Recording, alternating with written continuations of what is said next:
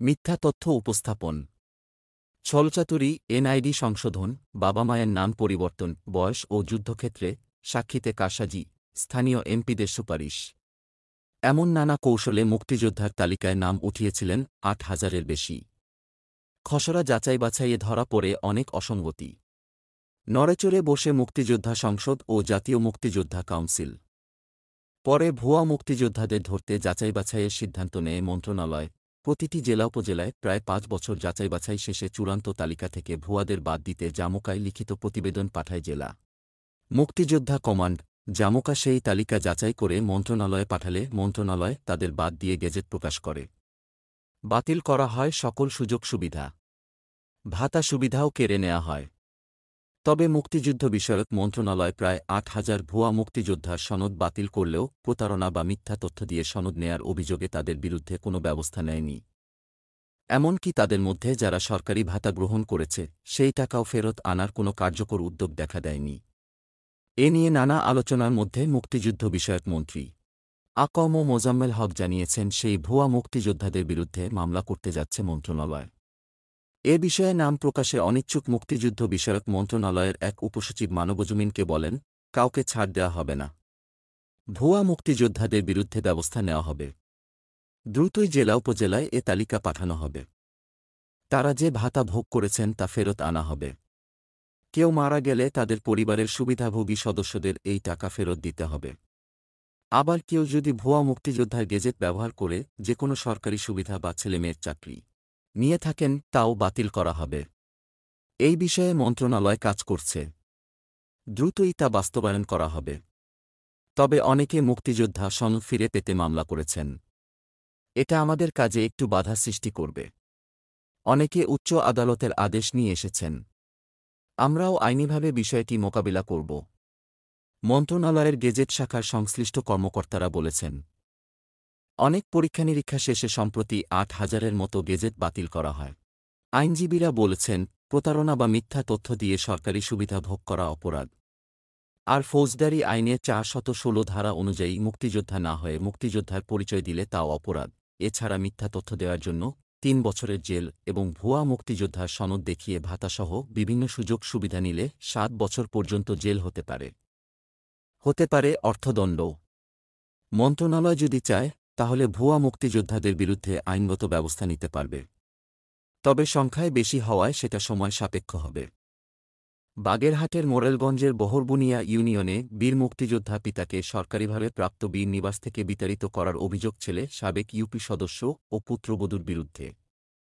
ভুক্তভোগী বীর মুক্তিযোদ্ধা বৃদ্ধ আনোয়ার হোসেন তালুকদার উপজেলা নির্বাহী ও মোরেলগঞ্জে থানায় পৃথক দুটি অভিযোগ দায়ের করেছেন। প্রাপ্ত অভিযোগ সূত্রে জানা গেছে, উপজেলার উত্তর ফুলহাতা গ্রামের বীর মুক্তিযোদ্ধা আনোয়ার হোসেন তালুকদার মুক্তিযোদ্ধা মন্ত্রণালয়ের মাধ্যমে সরকারিভাবে একটি বীর নিবাস ভবন বরাদ্দ পান। ভবনটির কাজ সমাপ্ত হলে তারই ছেলে সাবেক মেম্বার জাহিদ হাসান কোচি তালুকদার ও তার স্ত্রী শাহিনুর বেগম মিলে ষড়যন্ত্রমূলক বৃদ্ধ মুক্তিযোদ্ধাকে ওই ভবনে প্রবেশ করতে দিচ্ছে না। এমনকি তার অন্য ছেলে মেয়েদেরকে তার সাথে দেখা করতে বাধা নিষেধ করে প্রতিনিয়ত ভয়ভীতি ও অশ্লীল ব্যবহার করছে। বৃদ্ধ বীর মুক্তিযোদ্ধা আনোয়ার হোসেন তালুকদার বলেন, তার ছেলে জাহিদ হাসান কোচি তাকে নিয়মিত অত্যাচার করে নিজের নামে সরকারিভাবে পাওয়া বীর নিবাস ভবনটি থেকে বিতাড়িত করার জন্য ভয়ভীতি ও অশ্লীল ব্যবহার করে আসছে। সন্তানের এমন অত্যাচারে অতিষ্ঠ হয়ে দুটি অভিযোগ দায়ের করেছি। এ বিষয়ে তিনি ঊর্ধ্বতন প্রশাসনের হস্তক্ষেপ কামনা করে ছেলে ও পুত্রবধূর দৃষ্টান্তমূলক বিচারের দাবি জানিয়েছেন। এ সম্পর্কে মোরেলগঞ্জ উপজেলা নির্বাহী অফিসার এস.এম. তারেক সুলতান বলেন, মুক্তিযোদ্ধার অভিযোগটির বিষয়ে তিনি অবহিত নন। তিনি শরণখোলা উপজেলায়ও দায়িত্বে রয়েছেন। অভিযোগের সত্যতা পেলে আইনগত ব্যবস্থা গ্রহণ করা হবে। সূত্র খুলনা গেজেট। ৮,০০০ ভুয়া মুক্তিযোদ্ধার সনদ বাতিল করা হয়েছে বলে জানিয়েছেন মুক্তিযোদ্ধা বিষয়ক মন্ত্রী আ.ক.ম মোজাম্মেল হক। তিনি বলেন, দেশের প্রতিটি উপজেলা পর্যায়ে মুক্তিযোদ্ধা যাচাই বাছাই কমিটি রয়েছে। তারা স্থানীয়ভাবে যাচাই বাছাই শেষে মুক্তিযোদ্ধা তালিকা জাতীয় কাউন্সিলে পাঠান।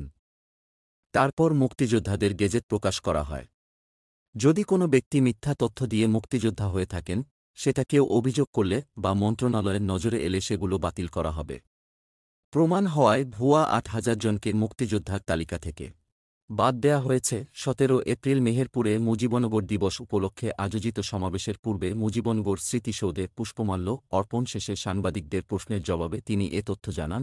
মন্ত্রী আরও বলেন, ভুয়া তথ্য দিয়ে মুক্তিযোদ্ধা হওয়ার সুযোগ নেই। বর্তমান যুগে প্রতারণা করা সহজ। এ বিষয়ে সুনির্দিষ্ট কোনো তথ্য থাকলে সেগুলো যাচাই-বাছাই শেষে প্রয়োজনীয় ব্যবস্থা নেওয়া হবে। সূত্র নয়াদিগন্ত। বোয়ালখালী উপজেলার সদর থেকে প্রায় ১০ কিলোমিটার দূরের গ্রাম জ্যৈষ্ঠপুরা। গ্রামটির একদিকে পাহাড় আর অন্যদিকে নদী। ৭১-এ মুক্তিযুদ্ধের সময় এই গ্রামটিই হয়ে উঠেছিল মুক্তিবাহিনী এবং সাধারণ মানুষের নিরাপদ আশ্রয়স্থল। জ্যৈষ্ঠপুরা গ্রামে কালের সাক্ষী হয়ে দাঁড়িয়ে আছে মাটির দ্বিতল একটি বাড়ি, যেটি স্থানীয়দের কাছে সেনবাড়ি নামে পরিচিত। বাড়িটি ঘিরে রয়েছে স্বাধীনতা যুদ্ধের নানা ইতিহাস। বাড়িটি মুক্তিযোদ্ধারা ব্যবহার করতেন নিজেদের ট্রানজিট পয়েন্ট ও আশ্রয়কেন্দ্র হিসেবে। যুদ্ধকালীন সময়ে চট্টগ্রাম জেলা ছাত্রলীগের সহসভাপতি ছিলেন বীর মুক্তিযোদ্ধা আহমদ হোসেন। পরবর্তীতে তিনি জেলা ছাত্রলীগের সভাপতি হয়েছিলেন। বিডিনিউজ24.com-কে তিনি বলেন, জ্যৈষ্ঠপুরা সেন বাড়িটি ছিল মুক্তিযোদ্ধাদের আশ্রয়স্থল। বিভিন্ন স্থান থেকে মুক্তিযোদ্ধারা গিয়ে সেখানে আশ্রয় নিতেন। সেখান থেকে কেউ যেতেন প্রশিক্ষণের জন্য, আবার কেউ যেতেন যুদ্ধে। বাড়িটির প্রতিবেশী নিপুল কুমার সেন যুদ্ধের সময় ছিলেন ১০ম শ্রেণীর ছাত্র। তিনিও জানালেন, যুদ্ধকালীন সময়ে ওই বাড়িটি ছিল মুক্তিযোদ্ধাদের আশ্রয়স্থল। মুক্তিযোদ্ধা বিষয়ক মন্ত্রী আ ক ম মোজাম্মেল হক এমপি বলেছেন, মুজিবনগর সরকার বাংলাদেশের প্রথম সরকার। ৭১ সালের ১৭ এপ্রিল গঠিত মুক্তিযুদ্ধকালীন সরকারের ধারাবাহিকতায় আজকের এই সরকার যুদ্ধকালীন সরকারের স্মৃতিকে অম্লান করে রাখার জন্য মুজিবনগরে আন্তর্জাতিক মানের পর্যটন কেন্দ্র গড়ে তোলা হবে। ১৭ এপ্রিল সকালে মুজিবনগর স্মৃতিসৌধে পুষ্পমাল্য অর্পণ শেষে সাংবাদিকদের প্রশ্নের জবাবে এসব কথা বলেন তিনি। মুক্তিযোদ্ধা মন্ত্রী বলেন, প্রধানমন্ত্রীর কিছু অবজারভেশন আছে। তিনি কিছু মতামত ব্যক্ত করেছেন। মুজিবনগরকে যাতে আন্তর্জাতিক মানের করা যায় সে ব্যাপারে তিনি বলেছেন। অল্পদিনের মধ্যেই একে তোলা হবে। আগামী ১৭ এপ্রিলের পূর্বেই মুজিবনগরকে আন্তর্জাতিক মানের পর্যটন কেন্দ্র গড়ে তোলার জন্য একটি কর্মযজ্ঞ শুরু হয়ে যাবে। মুক্তিযুদ্ধের সঠিক তালিকা প্রণয়ন এবং ভুয়া মুক্তিযোদ্ধা প্রসঙ্গে মন্ত্রী বলেন, দেশের প্রতিটি উপজেলা পর্যায়ে মুক্তিযোদ্ধা যাচাই বাছাই কমিটি রয়েছে। তারা স্থানীয়ভাবে যাচাই বাছাই শেষে মুক্তিযোদ্ধা জাতীয় কাউন্সিলে পাঠান। তারপর মুক্তিযোদ্ধাদের গেজেট প্রকাশ করা হয়। যদি কোনো ব্যক্তি মিথ্যা তথ্য দিয়ে মুক্তিযোদ্ধা হয়ে থাকে সেটা কেউ অভিযোগ করলে বা মন্ত্রণালয়ের নজরে এলে সেগুলো বাতিল করা হবে। প্রমাণ হওয়ায় ৮,০০০ ভুয়া মুক্তিযোদ্ধাকে বাতিল করা হয়েছে। ভুয়া তথ্য দিয়ে মুক্তিযোদ্ধা হওয়ার কোনো সুযোগ নেই। সূত্র বাংলা নিউজ ১৭ এপ্রিল। ফরিদপুরের সালথায় এলাকায় প্রভাব বিস্তারকে কেন্দ্র করে স্থানীয় আওয়ামী লীগের দুই গ্রুপের মধ্যে দফায় দফায় সংঘর্ষ ও বাড়িঘর ভাঙচুরের ঘটনা ঘটেছে। এতে এক বীর মুক্তিযোদ্ধাসহ অন্তত ৩০ জন আহত হয়েছেন। আহতদের মধ্যে ২০ জনকে ফরিদপুর বঙ্গবন্ধু শেখ মুজিব মেডিকেল কলেজ হাসপাতালে ভর্তি করা হয়েছে। ১৩ এপ্রিল বিকেল থেকে সন্ধ্যা পর্যন্ত উপজেলার মাঝারদিয়া ইউনিয়নের মাঝারদিয়া গ্রামে এ ঘটনা ঘটে। খবর পেয়ে পুলিশ ঘটনাস্থলে গিয়ে শটগানের ফাঁকা গুলি ছুড়ে পরিস্থিতি নিয়ন্ত্রণে আনে। প্রত্যক্ষদর্শী ও স্থানীয়রা জানান, মাঝারদিয়া গ্রামে এলাকায় প্রভাব বিস্তার নিয়ে উপজেলা আওয়ামী লীগের সহসভাপতি সাবেক ইউপি চেয়ারম্যান হাবিবুর রহমানের সঙ্গে উপজেলা আওয়ামী লীগের আরেক সহসভাপতি ও একই ইউপির সাবেক ইউপি চেয়ারম্যান মোহাম্মদ শাহিদুজ্জামান ওরফে শাহিদের বিরোধ চলে আসছিল। ওই দুই গ্রুপের মধ্যে চলমান বিরোধের জেরে শনিবার বিকেলে উভয় গ্রুপের কয়েকশো লোক দেশীয় অস্ত্র ঢাল, কাতরা, ভেলা ও টেটা নিয়ে সংঘর্ষে জড়িয়ে পড়েন। সূত্র ঢাকা পোস্ট ১৪ এপ্রিল। চট্টগ্রামের সীতাকুণ্ডে সম্প্রতি মুক্তিযোদ্ধার কবর ভাঙচুর ও তার পরিবারের উপর হামলা চালিয়েছে দুর্বৃত্তরা। এ ঘটনায় গুরুতর আহত হয়েছেন দুই নারী। এ ঘটনায় মামলার পর ২ জনকে গ্রেপ্তার করেছে পুলিশ। জানা যায়, আমিরাবাদ এলাকায় ঈদ উল ফিতরের দিন রাতে ঝড়ো হাওয়ায় একটি বড় গাছ মুক্তিযোদ্ধা মাহবুবুল হকের কবরস্থানের দেয়ালে পড়ে যায়। তার পরিবারের সদস্যরা সকাল ৯টার দিকে গাছটি সরাতে গেলে অভিযুক্ত আনোয়ারের নেতৃত্বে তারেক, আলী আকবর ইমন ও ওসমান গনি মিলে রামদা, লোহার হাতুড়ি ও লোহার শাবল নিয়ে হামলা চালায়। হামলায় ২ জন নারী গুরুতর আহত হয়। আহতদের মধ্যে মৃত মুক্তিযোদ্ধার স্ত্রী দিলদার বেগমের বুকের উপর উঠে হত্যার উদ্দেশ্যে সন্ত্রাসীরা গলা চেপে ধরে শ্বাসরোধ করার চেষ্টা করে এবং তাকে শ্লীলতাহানির চেষ্টা চালায়। একই কায়দায় তারেক ও তার পুত্রবধূ আয়েশা বেগমকে সামনে থেকে ঝাপটে ধরে শ্লীলতাহানির চেষ্টাসহ তার ডান হাতের তালুতে কামড় দিয়ে রক্তাক্ত করে। অভিযুক্ত আনোয়ারের নেতৃত্বে সন্ত্রাসীরা মৃত মুক্তিযোদ্ধা মাহবুবুল হকের কবরে বাসে ঘেরা পারিবারিক সাইনবোর্ড এবং মুক্তিযোদ্ধা সংসদের সাইনবোর্ডও ভেঙে ফেলে। সূত্র ইত্তেফাক। ৭১-এর ১৭ এপ্রিল বাংলাদেশের প্রথম সরকারের শপথ অনুষ্ঠান। হাতে তেমন সময় নেই। কেউ নিয়ে আসলেন চেয়ারম্যান টেবিল, আবার কেউ আনলেন বাঁশখুঁটি। বাড়ির নতুন কাপড় ব্যবহার করা হল প্যান্ডেল ঘেরার কাজে। আগের দিনের অর্ধেক সময় আর রাত জেগে পাহারা দেয়া হল পুরো আম্রকানন। শপথের অনুষ্ঠান থেকে শুরুটা হলেও মুক্তিকামী মানুষের সহযোগিতা করতে গিয়ে কেটে গেল যুদ্ধের পুরোটা সময়। সময় গড়িয়েছে, মতপথ পাল্টেছে।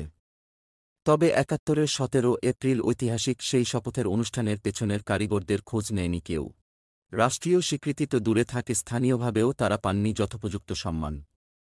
এ আক্ষেপ নিয়ে কেউ পাড়ি দিয়েছেন পরপারে, আবার কেউ মৃত্যুর প্রহর গুনছেন। বলছিলাম বঙ্গবন্ধুর ডাকে গঠিত বৈদ্যনাথতলা সংগ্রাম কমিটির কথা। বঙ্গবন্ধুর ৭ মার্চের ঐতিহাসিক ভাষণে প্রত্যেক গ্রামে গ্রামে, পাড়ায় মহল্লায় আওয়ামী লীগের নেতৃত্বে সংগ্রাম পরিষদ গড়ে তোল নির্দেশনায় উদ্বুদ্ধ হয়ে মেহেরপুরের মুজিবনগর উপজেলার বৈদ্যনাথতলা সংগ্রাম পরিষদ গঠন করেন কয়েক যুবক।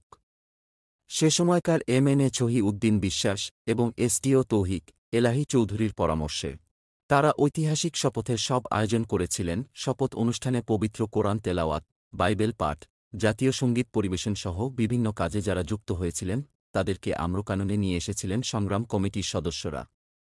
প্রথম সরকারের শপথ অনুষ্ঠানের পর গোটা এলাকা পাক হায়নাদের প্রধান লক্ষ্যবস্তুতে পরিণত হয়। তারপরেও জীবনের পরোয়া না করে সংগ্রাম কমিটির অকুতোভয় সদস্যরা ত্রাণ সংগ্রহের কাজ করেছিলেন। এখনও দু-একজন মৃত্যুর প্রহর গুনছেন স্বীকৃতি পাওয়ার আকুতি নিয়ে। সংগ্রাম পরিষদের অন্যতম সদস্য বল্লভপুর গ্রামের বয়োবৃদ্ধ থিওফিল মণ্ডল জানান, প্রাণের টানে প্রতি বছর ১৭ এপ্রিল মুজিবনগরে ছুটে আসি। ৭৫ পরবর্তী পরিস্থিতিতে ৭৬ সালে কেউ মুজিবনগর দিবস পালন করতে আসেনি।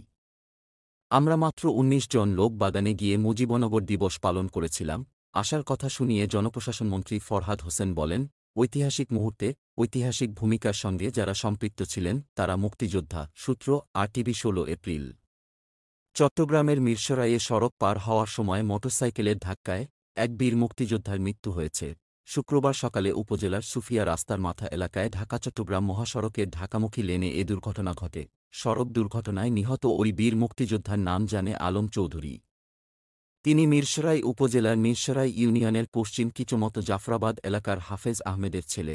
এ বিষয়ে মিরসরাই উপজেলা মুক্তিযোদ্ধা সংসদের কমান্ডার কবির হোসেন প্রথম আলোকে বলেন, শুক্রবার সকাল ৯টায় বীর মুক্তিযোদ্ধা জানে আলম চৌধুরী বাড়ি থেকে বের হয়ে বাজারে যেতে মহাসড়ক পার হচ্ছিলেন। এই সময় দ্রুতগতির একটি মোটরসাইকেল তাকে ধাক্কা দেয়। এতে ঘটনাস্থলে মারা যান তিনি। জানে আলম চৌধুরীর লাশ তার পারিবারিক কবরস্থানে রাষ্ট্রীয় মর্যাদায় দাফন করা হয়েছে।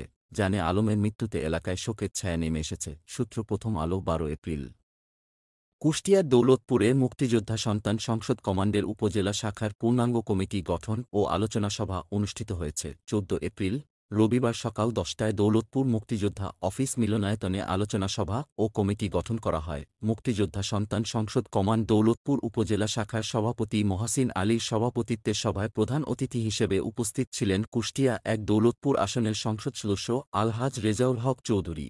প্রধান আলোচক ছিলেন খুলনা বিভাগের মুক্তিযোদ্ধা সন্তান সংসদ কমান্ডের যুগ্ম আহ্বায়ক হাসানুজ্জামান। উপস্থিত সবার সম্মতিক্রমে মহাসিন আলী সভাপতি ও গোলাম বখতিয়ার খানকে সাধারণ সম্পাদক করে ৭১ সদস্য বিশিষ্ট মুক্তিযোদ্ধা সন্তান সংসদ কমান্ডের দৌলতপুর উপজেলা শাখার পূর্ণাঙ্গ কমিটি গঠন করা হয়। সূত্র বিবার্তা। ১৪ এপ্রিল বীর মুক্তিযোদ্ধাদের জন্য মাসিক সম্মানী ১০,০০০ টাকা বাড়িয়ে ৩০,০০০ টাকা করার প্রস্তাব করেছেন মুক্তিযুদ্ধ বিষয়ক মন্ত্রী আ.ক.ম মোজাম্মেল হক। বর্তমানে বীর মুক্তিযোদ্ধারা মাসে ২০,০০০ টাকা করে সম্মানী পান। মঙ্গলবার ৯ এপ্রিল অর্থমন্ত্রী আবুল হাসান মাহমুদ আলীর সভাপতিত্বে অনুষ্ঠিত সামাজিক নিরাপত্তা কর্মসূচি সংক্রান্ত মন্ত্রিসভা কমিটির বৈঠকে সম্মানী বৃদ্ধির প্রস্তাব দেন মুক্তিযুদ্ধ বিষয়ক মন্ত্রী। বৈঠক সূত্রে এ তথ্য জানা গেছে। বীর মুক্তিযোদ্ধাদের জন্য সম্মানী বৃদ্ধির প্রস্তাব তুলে মুক্তিযুদ্ধ বিষয়ক মন্ত্রী আ.ক.ম মোজাম্মেল হক বলেছেন, যারা দেশের জন্য জীবনের ঝুঁকি নিয়ে যুদ্ধ করেছেন এবং দেশকে স্বাধীন করেছেন তারা যেন একটু ভালো থাকেন, সে কারণে সম্মানীটা ২০,০০০ টাকা থেকে বাড়িয়ে ৩০,০০০ টাকা করতে চান। ২০২৩-২৪ অর্থবছরের বাজেটে ২ লাখ বীর মুক্তিযোদ্ধার সম্মানী বাবদ বরাদ্দ রয়েছে ৪,৬৮০ কোটি টাকা। প্রস্তাব অনুমোদিত হলে তাদের জন্য আরও ২,৩৪০ কোটি টাকা ব্যয় বাড়বে ২০২৪-২৫ অর্থবছরে। সেক্ষেত্রে এ খাতে মোট ব্যয় দাঁড়াবে ৭,০২০ কোটি টাকা। ২০২১ সালের জুলাই থেকে বীর মুক্তিযোদ্ধারা ২০,০০০ টাকা করে সম্মানী পেয়ে আসছেন। তার আগে এ সম্মানী ছিল ১২,০০০ টাকা। ২০২১-২২ অর্থবছরের বাজেটে বীর মুক্তিযোদ্ধাদের সম্মানী ৮,০০০ টাকা বাড়ানো হয়। সূত্র দেশ রূপান্তর ৯ এপ্রিল। পিরোজপুরের কাউখালীতে উপজেলা নির্বাহী অফিসারের ইউএনও মাথায় ছাতা ধরলেন বীর মুক্তিযোদ্ধা। গত বুধবার দুপুরে এ ঘটনা ঘটলে উপজেলা ও জেলা জুড়ে সামাজিক যোগাযোগ মাধ্যম ফেসবুকে এ নিয়ে ব্যাপক সমালোচনার সৃষ্টি হয়। জানা যায়, বুধবার ২১শে জুন কাউখালী উপজেলা নির্বাহী অফিসার মেহের নিগার সুলতানা মুক্তিযোদ্ধা কমপ্লেক্সের সামনে রাস্তার নির্মাণের কাজ পরিদর্শনে যান। এ সময় উপস্থিত ছিলেন উপজেলা মুক্তিযোদ্ধা সংসদের সাবেক কমান্ডার বীর মুক্তিযোদ্ধা আলী হোসেন, সদর ইউনিয়ন পরিষদের চেয়ারম্যান মোস্তাফিজুর রহমান। এ সময় উপস্থিত সবার সামনেই উপজেলা নির্বাহী অফিসারের মেহের নিগার সুলতানা মাথায় ছাতা ধরা ছিলেন বীর মুক্তিযোদ্ধা মোশাররফ হোসেন শুকুর। পরে এ ছবি সদর ইউনিয়ন পরিষদের চেয়ারম্যান মোস্তাফিজুর রহমান ফেসবুকে পোস্ট দিলে তা মুহূর্তেই ভাইরাল হয়ে যায়। তবে চেয়ারম্যান মোস্তাফিজুর রহমান ওই ছবি পরে ডিলিট করে দেন। কিন্তু তার আগে অনেকেই ছবিটি শেয়ার ও স্ক্রিনশট দিয়ে পুনরায় ফেসবুকে আপলোড করে দেয়। এ বিষয়ে মুক্তিযোদ্ধা মোশাররফ হোসেন শুকুর বলেন, ইউএনও ম্যাডামের ড্রাইভার আমার হাতে ছাতাটা দিয়ে বলেন, চাচা ধরেন। আমি তা ধরে রেখেছি। এ ঘটনার প্রত্যক্ষদর্শী সাবেক ডেপুটি কমান্ডার বীর মুক্তিযোদ্ধা আলী হোসেন বলেন, ইউএনও সাহেব রাস্তা নির্মাণের কাজ দেখতে গেলে আমরা তার সাথে ছিলাম।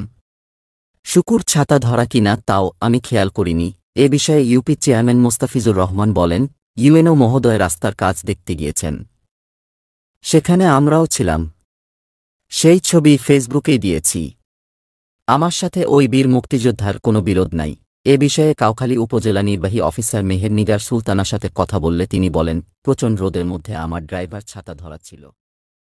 আওয়ামী লীগ নেতা, কুমিল্লা দক্ষিণ জেলা আওয়ামী লীগের উপদেষ্টা যুদ্ধাহত বীর মুক্তিযোদ্ধা বাহার উদ্দিন রেজা বীর প্রতীকের উপর সন্ত্রাসী হামলার প্রতিবাদে মানববন্ধন ও বিক্ষোভ অনুষ্ঠিত হয়েছে।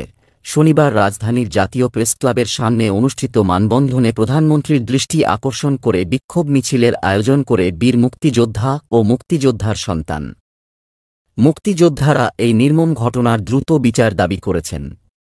সমাবেশ শেষে প্রায় ৫ শতাধিক মুক্তিযোদ্ধার মিছিল রাজধানীর গুরুত্বপূর্ণ সড়ক প্রদক্ষিণ করে। অপরদিকে ১৪ গ্রাম ও কুমিল্লাতেও এই ইস্যুতে সভা সমাবেশ ও বিক্ষোভ মিছিল অনুষ্ঠিত হয়েছে। মংলায় মুক্তিযোদ্ধার স্ত্রী ও সন্তানদের গাছের সঙ্গে বেঁধে নির্যাতনের পর বসতভিটা থেকে উচ্ছেদের অভিযোগ উঠেছে বন্দর কর্তৃপক্ষের বিরুদ্ধে। উচ্ছেদ অভিযানে নেতৃত্ব দেওয়া বন্দর কর্তৃপক্ষের পরিচালক প্রশাসন শাহিনুর আলমের পা ধরেও রক্ষা পায়নি পরিবারটি। উল্টো তাদের ওপর নিরাপত্তা কর্মীদের দিয়ে মারধর করা হয়েছে। সংবাদ সম্মেলনে নির্যাতনের বর্ণনা দিয়ে কান্নায় ভেঙে পড়েন মুক্তিযোদ্ধার স্ত্রী রহিমা বেগম। অভিযোগের বিষয়ে জানতে চাইলে বন্দর কর্তৃপক্ষের পরিচালক শাহিনুর আলম বলেন, বীর মুক্তিযোদ্ধা নুরুল ইসলাম মুন্সি দীর্ঘদিন বন্দর কর্তৃপক্ষের জায়গায় অবৈধভাবে বসবাস করে আসছিলেন।